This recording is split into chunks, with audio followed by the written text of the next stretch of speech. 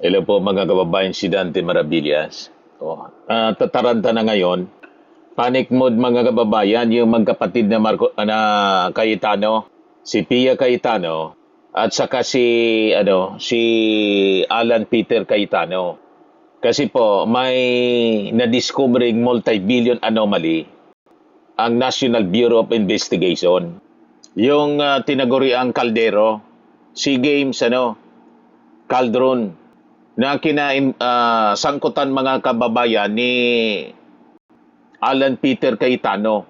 Actually, matagal na yan, mga kababayan, na issue. Kaya nga binansagan si Cayetanong Caldero. Kasi yung Caldero, mga kababayan, sa SEA Games, 55.92 million pesos. At yung kabuong budget nito, mga kababayan, involving 10 billion na pondo, panahon ni Digong. O yan ang balita ngayon. Nabuhay ang issue sa Caldero. Umagaw ng atensyon sa impeachment trial ni Vice President Sara Duterte. Ang planong pag-iimbestiga ni NBI Director Melvin Matibag sa kontrobersyal na caldron na ginamit sa 2019 Southeast Asian Games sa New Clark City Sports Complex sa Tarlac. Isa sa dadawit sa nasabing kontrobersya, si Senator Judge Alan Peter Cayetano, na dating chairman ng Philippine Southeast Asian Games Organizing Committee. Handa raw si Cayetano na rapin ang investigasyon. Pinalaga naman ng kapatid niyang si Senator Judge Pia Cayetano ang nilulutong investigasyon ni Matibag na isa sa mga testigo ng prosekusyon. Hindi tayo sensitive, sanay tayo dito, pero alam natin kung pinapatamaan tayo, di ba? Alam natin yon, hindi tayo tanga. Sabi po ni Pia Cayetano. Biglang nag-react yung kapatid. Sabi nga po mga kababayan dito sa amin, ang kabayo pag may lugad, minakirad. Ang kabayo daw pag may sugat sa likod kasi kinakabayuan. Yon, nagre-react siya. Ganon. Minakirad. Kasi nasasaktan. So malamang mga kababayan, kung talaga involved sila dito, multi-billion, ang sabi unliquidated siya, mga kababayan. Pag napatunayan ito, malamang sumunod si Alan Peter Cayetano, makasama si Marcoleta. Reunion nila. Kaya panic mode mga kababayan yung magkapatid. Talagang matindi yung naging reaksyon. Ayan sabi ni Alan Peter Cayetano, unahin natin yung sinabi po ni Matibag. Sabi ni Matibag, billion-billion pala yung pumasok dito sa pera na unliquidated at mayroong private company rito na na-involved na binayaran ng 10 billion pesos at ang pagbayad ay insertion, two insertion sa GAA na hindi ibinayad. So, iimbestigahan namin ito. Malaking kaso ito, sabi po ni NBI Director Melvin Matibag kanina. Doon sa impeachment trial. Biglang nag-react mga kababayan si Alan Peter Cayetano. Sabi niya, the chilling effect is there, but am I intimidated? Wala akong choice. Ilalaban ko ito. Go ahead and investigate, sabi po ni Alan Peter Cayetano. So naghamon siya. Iba si mga kababayan sa kaganapan, yung lahat na naghamon po, tulad na Digong po, nakulong. Lahat na naghamon, si Bato de la Rosa, wanted. Naghamon din yon. Go ahead, Mr. Trillanes. Kahit sumama ka pa. Make my day. Lahat naghamon, mga kababayan. Naging wanted, nakulong. Ganon din si Harry Roque, si Pastor Kibuloy, ganun din yon, naghamon din yon. Basta yung lahat na naghamon, si Marcoleta naghamon din.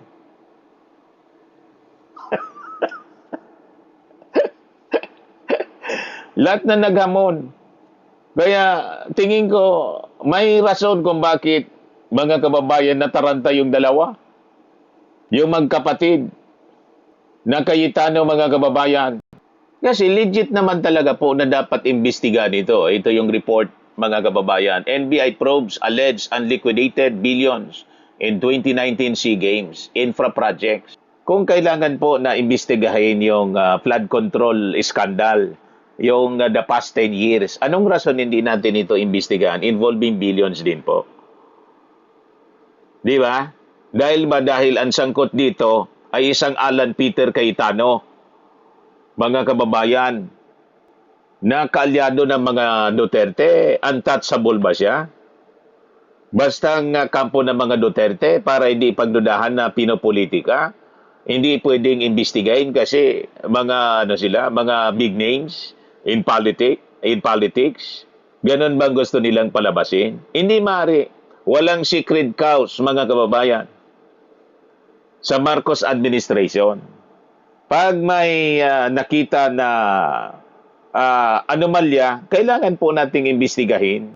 At hindi natin maintindihan kung bakit ganun kalakas ng reaksyon ng magkapatid. Anong mayroon? Kasi di ba, kung wala ka man tinatago, wala ka man kasalanan, dapat welcome mo siya. Hindi ka magre-react ng ganyan. Kaya yung reaction po dito, yan tuloy parang nahalata na tuloy ng mga mamamayang Pilipino na talagang may tinatago. Illegit naman po ito, mga kababayan. Oh. NBI Director Matibag said the matter surfaced after the agency officials visited the new Clark City in Tarlac, the proposed site of the Bureau's planned 70-hectare NBI Academy. Nakita namin doon yung sports complex na ginamit sa SEA Games. Yung sa Philippine SEA Games Organizing Committee. Nakarating sa amin na bilyon-bilyon pala yung pumasok dito na pera na unliquidated, sabi po ni Matibag. The NBI chief added that investigators are looking into claims that a private contractor received about 10 billion for the project through congressional insertions in the General Appropriations Act or GAA. Meron private company dito na na-involved na binayaran ng 10 billion pesos at ang pagbayad insertions sa GAA. Malaking kaso din ito, sabi po ni Matibag. Built for the 30th SEA Games, the new Clark City Sports Hub features a 20,000-seat athletics stadium and 2,000-seat aquatics or athletics stadium, a 2,000-seat aquatic center and an athletes village. The development was undertaken through a partnership between the Bases Conversion and Development Authority of BCDA at saka yung isang Malaysian company.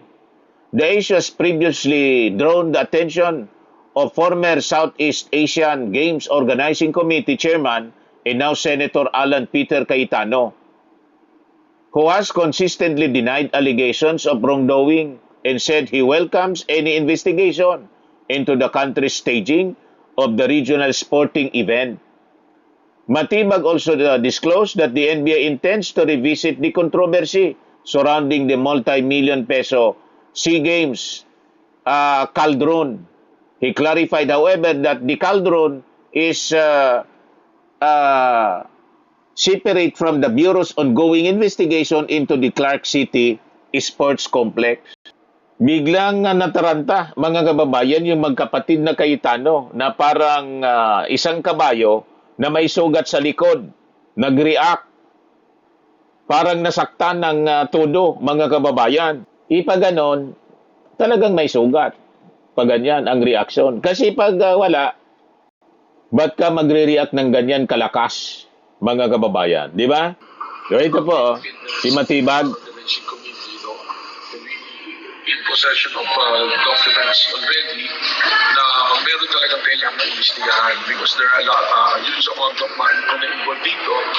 If you recall, there was no bidding na ginawa rito, tapos unliquidated, so marami na kailangan tignan. That's why I'm creating a unit ngayon, a task force na composed of our financial investment unit, saka financial investigation unit, saka ang aming special action unit to investigate on the matter. We will coordinate with the SEC, the COA, and also we'll seek help of the PCDA para magkaroon ng clear dito. As we speak now, wala pa naman tayong sasabihin na na-identify, but there are already personalities na nakikita natin doon sa document.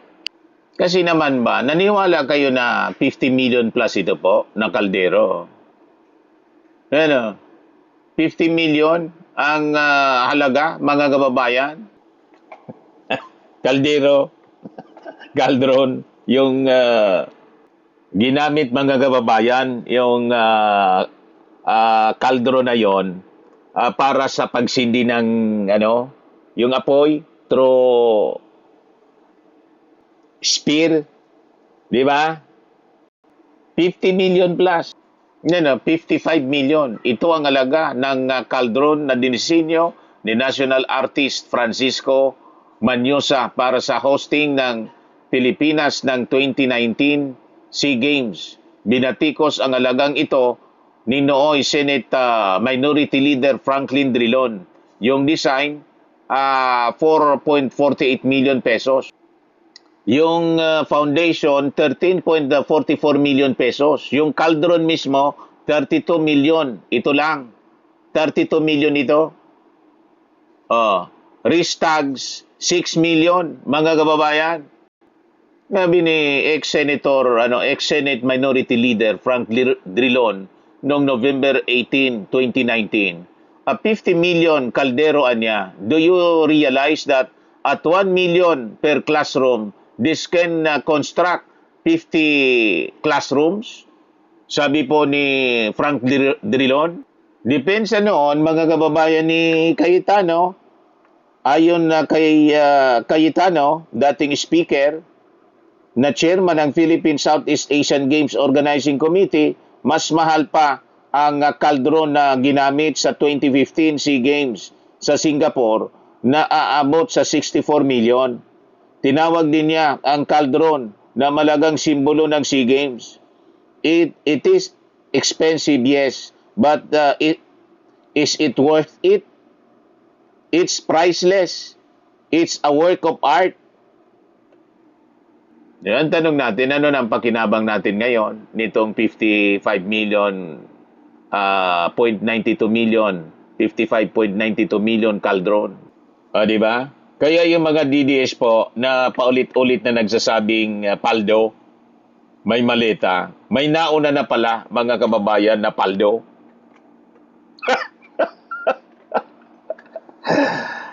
Kaya matindi yung reaksyon mga kababayan ni Pia Cayetano.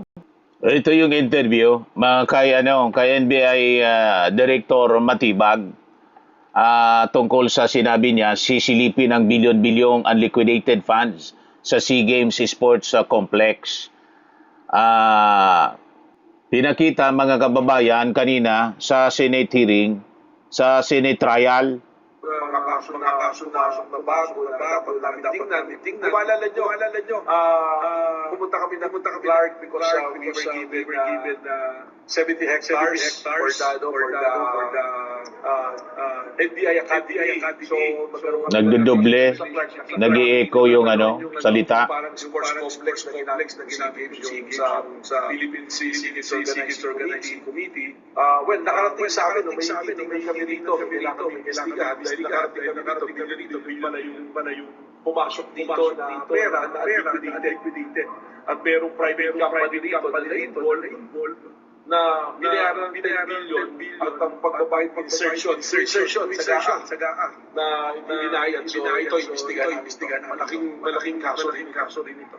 Ay ba pa yun? Yung sa kaldero, hindi going, pero sisilipin na rin natin. Ito yung sa it's a Malaysian company na sila yung parang import area na to. Walang bidding. Tapos nabayaran bilisan na 10 billion yung halaga, congressional insertion. So sisilipin namin to. Katunayan, meron kaming mga kaso na pumasok na bago na dapat namin tingnan. Kung maalala nyo, pumunta kami I think that's it. because we were given I think that's it. 70 hectares for the Pinakita sa Senado NBI kanina. Academy. So magkaroon kami na rin. Senator Judge Pia Cayetano is recognized. Rest assured, Mr. Presiding Officer and dear colleagues and parties, I will not belabor this point. I will not stay long. But clearly, from the statements of Director Matibag, malaki daw kaso to. Naimbestigahan na niya? Alam niya ng malaking kaso? Paano niya nalaman? So, sa akin lang, 10 Mr. Presiding billion Officer, kasi, simple kaya lang eh. malaking What was the kaso. intention Ito naman here? si Pia. To distract the minority floor leader, who is one of only two lawyers right now, because our other lawyer was already carted off somewhere. Nag-react agad, hindi man dalawa lang kami. So you pinangalanan. wanna distract him. So ako na lang ang tatayo dito. Hindi na siya makakapag-aral. Yung ba intention? Because it is clearly the intention. The fact that he has to stand up, the fact that I have to stand up, the fact that Senator Robin has to stand up, he is distracting us from our job. As Senator Alan said, he could do it quietly. Go ahead. Pero anong purpose niya? Nagyayabang siya? What's the purpose? Di kung wala man kayong kasalanan, bakit distracted kayo? Di ba? Di pabayaan mo si Matibag na mag-imbestiga. Anyway, hindi man kayo guilty. So bakit kayo nadidistract? So anong kinakataranta ninyo? Yan ang tanong natin eh. Parang si Sara Duterte. Bakit natataranta si Sara Duterte kung hindi guilty? Yun lang naman. Bakit defensive masyado? Wala man pinapangalanan si Director Matibag. Ba't kayo ganyan mag-react? So yun, mga kababayan, ang katakataka dito sa naging reaction ni Pia Cayetano na ang intention daw, klarado, i-distract sila. Bakit kayo madidistract? Unang-una, bakit madidistract si Alan Peter Cayetano? Anong problema niya? Doon sa kaldero. Ang problema kasi, billion-billion yon at unliquidated. So, kailangan talaga na magsagawa ng investigasyon yung gobyerno, yung National Bureau of Investigation. So, yun ang punto natin dito. Dahil ba Cayetano, kalyado ng mga Duterte, hindi na pwedeng imbestigahan? Kasi ang magiging perception ng mga tao, pinopolitika sila, tinatakot sila. Huwag kayong matakot. Di ba? Anong kinatatakot ninyo? Bakit kayo natataranta? Ayan ang tanong natin. Bakit ganyan kayo makareact? Anong problema ninyo? Ayan, natataranta, mga kababayan. Napakalakas ng reaksyon ni Pia Cayetano, kapatid ni Alan. Is he trying to intimidate us not to ask him tough questions Di wag kang magpa-intimidate. when he is our resource person next week? I do not know. But those statements, those actions are not acceptable, possibly contemptible. So I ask the presiding officer and you, my dear colleagues, let's think about this clearly.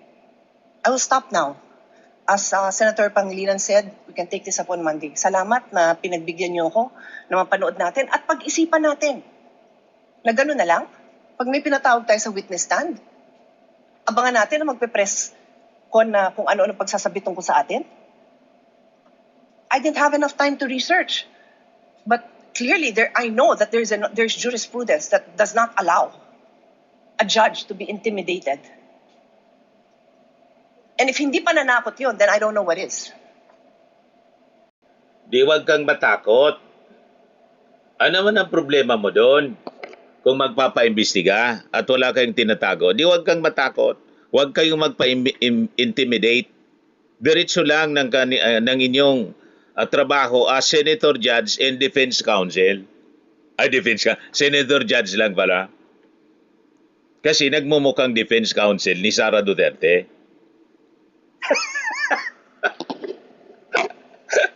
O, di ba? O ngayon, taranta kayo. Ano kasi tinatago ninyo magkapatid? Kung hindi paninindak yon, then I don't know what is. Huwag kang pasindak. Huwag kang pasindak, Pia. Hindi tayo sensitive. Sanay tayo dito. Pero alam din natin kung pinapatamaan Kung hindi ka sensitive, bakit nag-react ka? tayo, di ba? Alam natin yon. Hindi tayo tanga. O so paano? Sabihin ko ngayon sa kanya, manda ka sa akin ngayon. Pagdating mo, ganun ba? Gaganti Diretsuhan mo, diretsuhan mo. Walang problema yan kay Melvin Matibag. na lang ako. Hindi ako ganun. Kilala niyo ako. For how many years ako tumayo Huwag iiyak, Pia, tulad ng dati, na umiyak kasi hindi ka na kumusta. dito? Hindi ako nanggaganti. Hindi ako mababaw. Pero I'm asking you, dear colleagues, huwag tayong papayag. The Filipino people deserve better. We deserve better. Thank you. Thank you, Senator Judge Villa. What is the pleasure of Senator Judge Alan Cayetano? Yes, I didn't know we were going to play it, but just for the record, there's no issue with the Qualdron because it was paid by the private sector. There was no public money used, and it was designed by the firm of a national artist. So much so that that same firm, I don't know when we started to hire them, whether it was the time of Senator Lacson as the Committee of Accounts for the new Senate building or the time of Senator Nancy. But until now, there's engagement. So it's so easy to find out. No? But can I shift to the topic at hand? Just one manifestation for the whole Senate regarding the oral arguments. We have not yet called the journal and called the court. Yes. So called at the case. proper time, I just want to... Yes, you may do so at the proper time. Proceeding now. Sabi ni Alan na Peter Cayetano, binabawasan talaga kami, iniisa-isa. Bukas si Senator Alan Peter Cayetano sa planong investigasyon ng NBI kaugnay ng umano'y mga irregularidad sa infrastructure projects para sa 2019 SEA Games na pinamumunuan niya bilang chairman ng organizing committee. Binabawasan na talaga kami, iniisa-isa, ani Cayetano kasabay ng pagsasabing handa siyang humarap sa investigasyon. Nauna nang sinabi ni NBI Director Melvin Matibag na imbestigaran nila ang bilyon-bilyong pisong unliquidated kabilang ang pagbabayad sa isang pribadong company sa pamamagitan ng budget insertions. So lumalabas na question kayo ng question tungkol sa daldal kayo ng daldal tungkol sa budget insertions. Yun pala insertions din. Yan kasi, madaldal kasi maingay. Ayon, napansin. Kaya pala biglang nag-suspend kanina, mga kababayan yung Senado. Kasi may nag-tip siguro sa kanila na nagpapa-interview si tawag dito, si Melvin Matibag. Biglang nag-suspend tapos afterwards yung presentation na po ng interview kay Melvin Matibag. Nataranta bigla mga kababayan yung mga kapatid. Kaya sabi natin kung walang tinatago, walang kasalanan, huwag kayong papa-intimidate tulad ng sinasabi ninyo. Di ba? Wala man problema pala. So, tuloy lang yung impeachment trial. Do not be distracted. Bakit kayo distracted? Kaya tama itong reaction ni yung kaibigan natin sa Radyo Pilipinas, si Leslie Bocubo. Why are siblings Alan and Pia Cayetano so defensive on Matibag's statement? Binanggit ba sila? Hindi, di ba? What was just mentioned was the 2019 SEA Games, infra projects or something to that effect. But defensive agad? Wala man binanggit na Alan Peter Cayetano doon. Wala man. Biglang nag-react sila. Bakit sila nagre-react? Hindi man binanggit. Yung Alan Peter Cayetano, pati si Pia, hindi man siya binanggit. Biglang nag-react. Tama si Leslie Bocubo. Bakit masyadong defensive? Napag-alata tuloy.